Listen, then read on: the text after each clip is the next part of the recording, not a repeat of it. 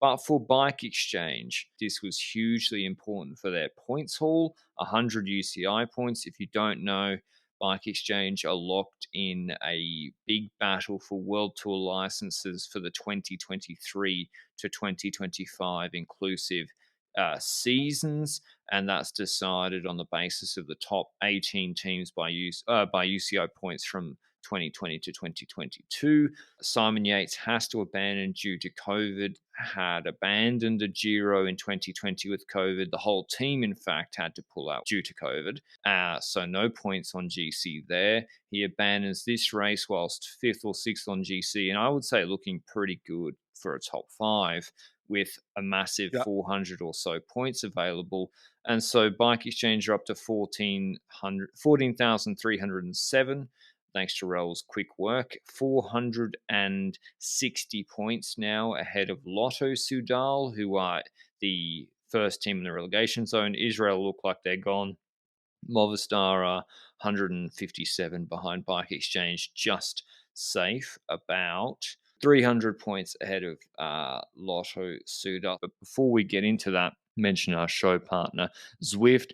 Zwift Academy is back for 2022. Registration is open now. Whether you're aiming for a pro contract like Jay Vine or Neve Bradbury, or are just looking to kickstart your fitness with some structured sessions, Zwift Academy will help you get fitter and have more fun on the bike. There are 6 workouts to complete, either solo or in group workouts with baseline rides to compare your progress. That's Zwift Academy. In all seriousness, check it out. So what do you make of the Yates? It's just bad for them, Benji. It seems like it's better to have a whole raft of different riders targeting one-day races, because if you put all your chips in a GC basket and that guy gets COVID, you could get a lot of points, but if he gets COVID, you're stuffed. Bike Exchange has had some bad luck when it comes to Simon Yates in multiple races, and that leads to points being taken away. I think Lotto also had some bad luck with Caleb Ewan not doing MSR, for example, because of COVID. I was actually looking at Simon Yates to even perhaps come close to a podium in this race. And obviously, with Simon Yates, you never know. The guy can lose 26 minutes at some point in week 3, and it will be like, okay, we kind of should have seen that coming. But on the other hand, he's also got the ability of podium and Grand Tour. He's done that before. So Movistar is also trying with Maz. Movistar still has Maz up there. I hope Maz is able to stick in that top 3 for Movistar in this situation. And it seems like COVID is impacting this a lot, this relegation battle, a lot more than people probably want, a lot more than teams probably want.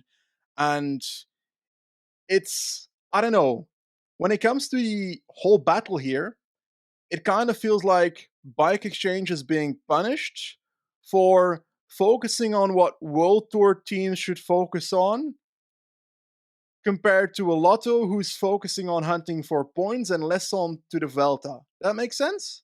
Yeah, like Lotto aren't even letting their riders do the World Championships, I don't think. So it's, I mean, the Australian calendar's been cancelled 2 of the last 3 years, and you can say all you want about, oh, well, they're not that important races. But it's like, well, if the points from quote unquote smaller Mickey Mouse Belgian races count, then it Agreed. does matter that Australia's continental calendar hasn't been in existence the last 2 years. Because, like, I would go to Arnaud Delis, and he's having a great year, one of the best Neopro years ever. But go to his PCS, open it up, and just look at how many of these races there are. It's ridiculous.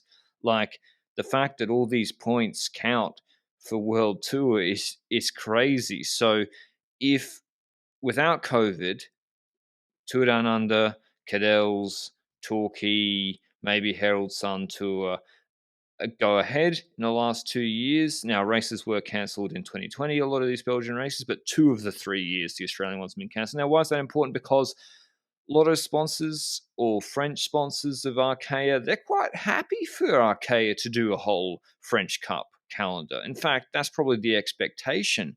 Whereas the Bike Exchange sponsors, why would they care that Bike Exchange do those races? It wouldn't make sense. And so the system is basically preferencing sponsorship coming from companies within a very specific geographic area. So that's my main problem with it. I feel bad for Bike Exchange. I think I want to add to that. Like, I agree with you. I agree that cycling in itself seems biased when it comes to this point system to Belgian teams, to French teams, and so forth. Next to that, also, like, regardless of that, it's biased to those teams in general with wildcards to Grand Tours and so forth. The ones that are being handed out by the race itself is likely going to the races from that region. That's what happens in Grand Tours, for example. I will add another counter argument, though, that I think Bike Exchange is not the only one having this. For example, in 2020, the Australian races were ridden, and I think in total, 20, if I did my math correctly, 20 of those 1.1 races in Belgium and France and so forth disappeared as well in 2020 and 2021. So it's all a matter of like, how many points did which team lose in what year and so forth compared to the others. I think in the Australian circuit, you're going to be 100% right that a Bike Exchange probably took, I think, 500, 600 points more than a Lotto Soudal, for example, who I think had around two or one stage win per year. I think three stage wins in 2020, if my math is correct, with two with Ewan and one with Holmes. So 150 points from that, a few more points from being in the GC in like 20th and 30th spot. I think 200 points for them. I think Bike Exchange scored big in those races, 700-ish each year. That's a lot of points that Bike Exchange loses across 2021 and 2022. On the opposite side, there's also points that are lost by a Lotto, for example, in 2020 and 2021 in those 1.1 races. But I agree that on paper, there's more races for a Belgian team than an Australian team to gain those points from. But I think that aspect is just an issue with the sport in itself. I think that's just cycling being non-globalized, right? Well, no, two of the 3 years the Australian ones were cancelled, and I think the Yeah, Belgian ones were more one of the three. So that's the unfairness of COVID. EF as well have had California cancelled. yeah, Is Tour of Utah happening? So the Canadian Classics have happened in a couple of weeks, but they're the only time they've happened in the 3 year cycle. yeah. So their North American calendar has been gutted during COVID.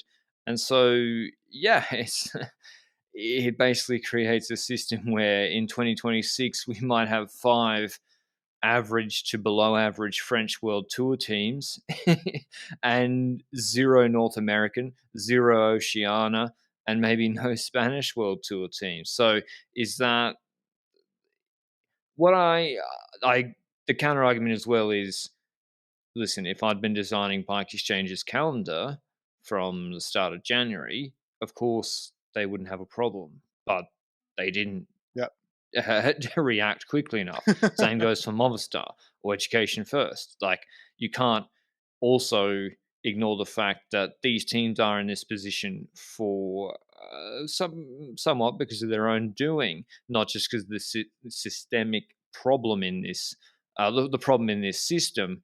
But you'd also say were Intermarché or were AG2R smart in the triennium, or are AG2R just lucky that they have a load of French one-day races that there's a lot of points at that they go to anyway? I would say it's probably the latter. But yeah, it's going to be a big blow up.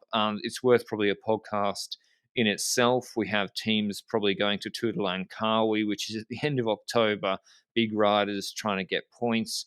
I think my view is that there should be no relegation, but I also believe you have to promote Alpecin and Arkea because they have abided by the system. You have to promote them and give them. And also, but the problem is then RCS say we can't invite 20 World Tour teams plus 3 wildcards to the Giro. So you say to Arkea, do you want to do the Giro? Because they didn't this year, and hope they say no. I agree with that aspect. That would be an ideal like result, but there's also some questions to be asked. And what do you say to the team? So, for example, very shortly, I think you linked me something where the UCI actually stated something related to COVID and 2020, where they said the effects of COVID would have a limited consequence, or how was it stated?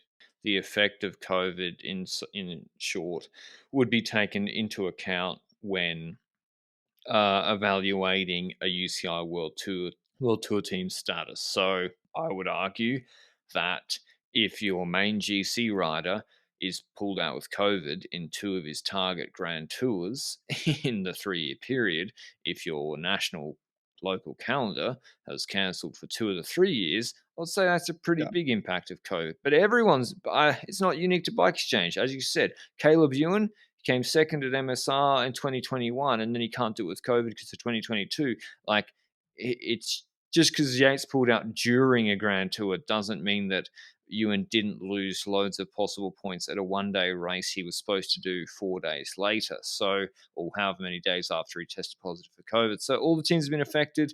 I would say that Yeah. it's a good thing that we have sponsors. If sponsors have financial commitments to these teams and are willing to back them, which is a good thing, then during a pandemic, why are we basically cutting them off at the knees? Because listen, if Lotto get relegated, it doesn't matter. If Bike Exchange or EF get relegated, they're fucked. They have no Yeah. World Tour, stage race, read, Tour de France, wild card. And so that's really tough for their sponsors. One more aspect there. I think when it comes to we're talking about the issues here, we've spoken about a potential solution being two extra teams being World Tour for a bit.